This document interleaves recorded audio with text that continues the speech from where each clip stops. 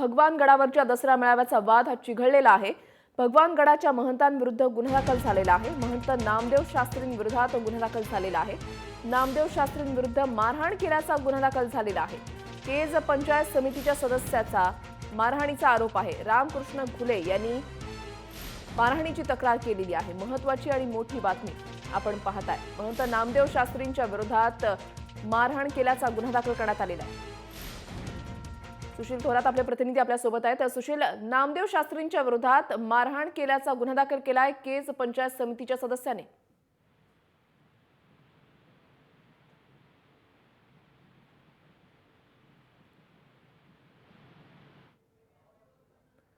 सुशील, माझा आवाज पोहोचतोय तुमच्यापर्यंत? नेमका काय प्रकार घडलेला आहे? ज्योती, हा जो प्रकार आहे मागच्या डिसेंबरमध्ये जे नामदेव शास्त्री महाराज आहेत, या गडावरचे महंत आहेत, त्यांनी गेल्या डिसेंबरमध्ये एक भाष्य केले होते की जो भगवान गडावर इथून पुढे राजकीय भाष्य होणार नाही। मात्र जसा जसा आता दसरा जसा जवळ येतोय तसा या ज्या चर्चेला उदाहरण आलंय। काल गडावर जर आपण जर दृश्य पाहिले तर काल असं एक मोठं वादंग इथं गडावर झालेलं आहे। महंत यांचे पाठीराखे आणि गोपीनाथ मुंडे यांच्या कन्या जे आहेत पंकजा मुंडे यांचे पाठीराखे यांच्यामध्ये काल मोठी धुमचक्री झाली। त्यानंतर आज सुद्धा महंत जे आहेत त्यांच्या विरुद्ध गुन्हा दाखल करण्यात आला आहे। केस पंचायत समितीचे तुम्ही असंच आपल्या सोबत राहा। जो प्रकार घडलेला होता तो आपल्याला आपल्या प्रेक्षकांपर्यंत पोहोचवायचा आहे। नेमकं त्यावेळेला काय घडलेलं होतं, कशा पद्धतीने मारहाण झाली ते आपण पाहताय।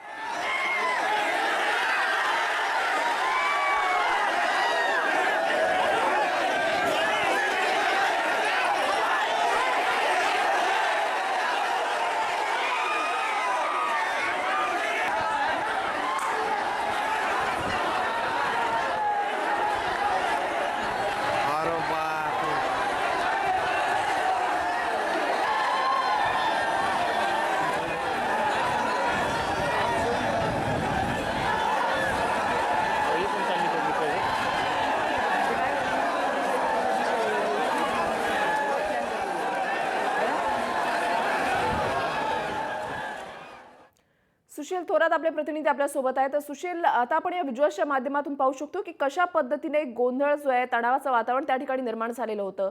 आता पोलीस कशा पद्धतीने कारवाई करताय? ज्योती सर, आता जर पाहिलं तर भगवान गडाला सध्या छावणीचं स्वरूप आलेलं आहे। काल दुपारी हा प्रकार झाल्यानंतर पोलिसांनी पाथर्डी पोलीस स्टेशन असेल किंवा नगरचे जिल्हा पोलीस अधीक्षक असेल यांनी सर्वांनी तातडीने या सर्व गोष्टीचा आढावा घेतला आणि तिथं प्रचंड पोलीस बंदोबस्त सध्या ठेवलेला आहे। मात्र सध्या तरी तणावाचं वातावरण भगवानगड असेल किंवा इथून जवळ असलेलं पाथर्डी गाव असेल, इथे दोन्ही ठिकाणी तणावाचं वातावरण आहे। कारण काल मोठा कृती समितीचा एक बैठक या पाथर्डी शहरामध्ये झालं। हजारो जे गोपीनाथ मुंडे असतील यांचे कार्यकर्ते होते किंवा पंकजा मुंडे असतील यांचे कार्यकर्ते होते, हजारो कार्यकर्ते काल तिथे उपस्थित होते आणि त्यांच्या उपस्थितीमध्ये सर्वांचा एक निर्णय झालेला आहे की कोणत्याही परिस्थितीमध्ये पंकजा मुंडे यांना दसरा मेळाव्यासाठी भगवान गडावर येण्याचं आमंत्रण दिलं गेलेलं आहे आणि कोणत्याही परिस्थितीत हा मेळावा घेणार असा काल एक निर्णय झालेला आहे। त्यामुळे निश्चितच सध्या तरी वातावरण इथे तणावपूर्ण आहे। ज्योती, सुशील, जर महत्त्वाचं पाहायला गेलं, जर जेव्हा हा मुद्दा समोर आलेला होता त्यावेळेला महिलांनी सुद्धा पुढे येऊन म्हटलेलं होतं, जर पंकजा मुंडेंना या ठिकाणी भाषण करू दिलं नाही, त्यांना तर आम्ही आमंत्रित केलेलं आहे, मात्र त्यांना जर भाषण करू दिलं नाही तर महिला आयोगाकडे आम्ही याची तक्रार करू। वृषाली बरोबर आहे, याबाबत महिलाही पुढे झालेल्या आहेत। कारण महिलांचा हक्क जर तुम्ही हिसकून घेत असेल तर याबाबत निश्चितच आम्ही महिला आयोगाकडे तक्रार करू असं काही महिलांनी येथे सूचना केलेल्या आहे किंवा त्या तक्रारही करणार आहेत। कारण हे जो गड आहे तो सर्वांचा गड आहे आणि गोपीनाथ मुंडेंनी या गडाचं सर्व आतापर्यंत पाहिलेलं होतं।